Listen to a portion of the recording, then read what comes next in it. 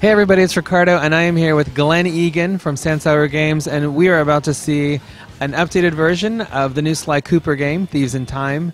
And you guys are showing us something kind of cool. It's a bit of a throwback for fans of the series. You guys have hideouts. Yes, hideouts are back. Something that, working on the Sly collection, we really liked the kind of game structure of Sly 2 and Sly 3. That sort of, you'd have an open kind of hub environment, and then you'd have these spokes that ran off it. The hub environment gave you this sort of like non-linear, lots of different gameplay choices. And then the spokes tended to be a lot tighter, kind of platformer-oriented gameplay. And then the hideout was essentially the base camp, the gangs all getting together before they set off on their different jobs. We got Sly, he's sitting here chilling, and Bentley, of course, working the computers, and Murray is he's sleeping. There we go. Now wake up. But you guys aren't just kind of recycling the hideouts, because I do see that there are some options to move around and look around the environment. So tell us about some perks that you've tossed in for folks. Well, yeah, we really wanted to expand upon hideouts. So here we got the treasure wall.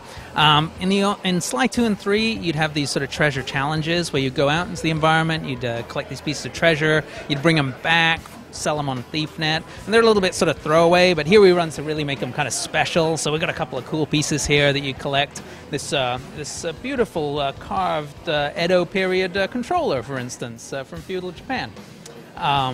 And a nice teapot, and all kinds of stuff that have a little backstory.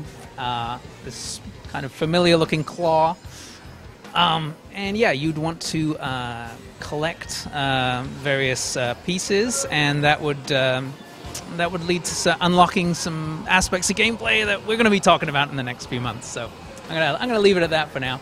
Also, we're going to take a look at we got the costume gallery. We'd shown off costumes at E3, and these are, sort of pivotal to Sly Cooper Thieves in Time, and here you'll be able to see the ones that you've gathered as you've been playing.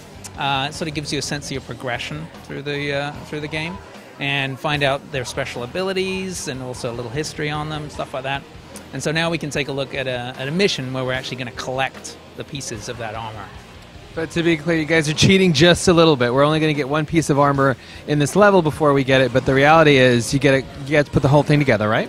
Yeah. This is a demo, so we're just gonna have you pick up one piece, and I don't want to oversess Kaylee over there and on this mission. And the Binoki comes back, so. And as we're in this close-up, it does look like Sly's had some work done since the last time we saw him. Maybe not Botox, but there is something a little bit different. So you want to talk to us about how you guys are tweaking him? Well, yeah, we're always trying to improve, always working on everything and iterating. And so Sly as a character continues to evolve, works on his shaders, just a little bit on his face, just really kind of giving you a sense of a slightly older, a slightly tougher Sly, but still staying true to his lovable scoundrel kind of image. Now, when we were on that roof, we did see an arrow kind of pointing him in a direction. So that's new. So you want to talk to us about that? Sure. Well, the hub worlds on the PlayStation 3, they're obviously much bigger, much more dense, much more lush. And we're also adding a lot more verticality. Before the Sly 2 and 3 tended to kind of work on 2 strata, but now there's a lot more strata to the gameplay. And it's not fun. It's not fun or Sly Cooperish to be lost. Like we really wanted to build these environments, concentrating on the density of gameplay. So we brought back the God Rods that in the previous games, but we also included this compass. And the compass is really handy, especially when you're down amongst the buildings. You need to see which direction you're going to go, but also the compass will point up and down to tell you if something's above or beneath you. So here, for instance, you can see it's a little trickier to see the God Rod, but now the compass clearly tells Sly which way he needs to be heading.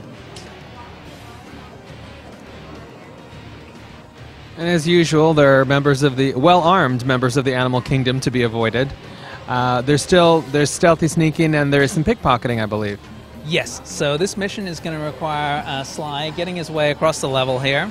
Now, of course, there's dozens of different paths that Kaylee could be taking here, but we're really going to reward exploration. Again, we've got clue bottles that you're going to be able to collect. Oh, he's found one here. Nice transfer.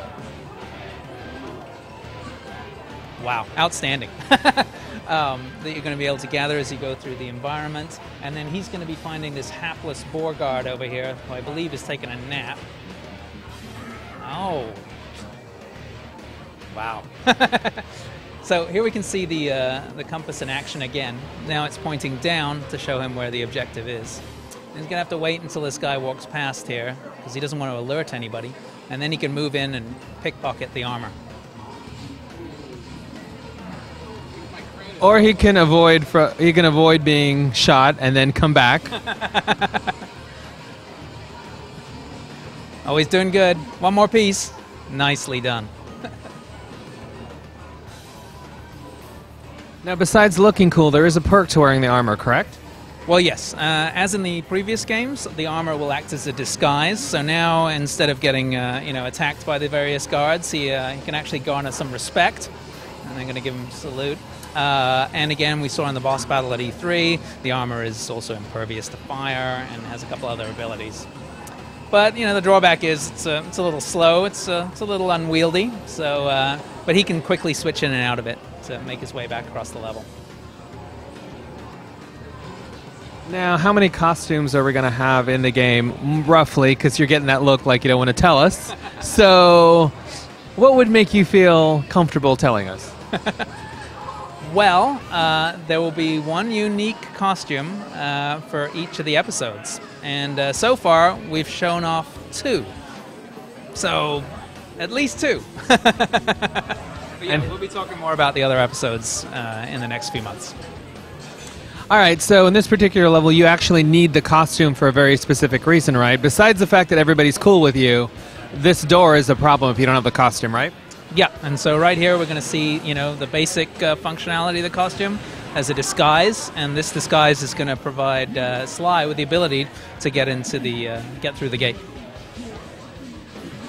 And that's pretty much going to be the main role of the costumes initially, although, for folks that remember our E3 demo, costume also comes in very handy during boss fights in some cases, right?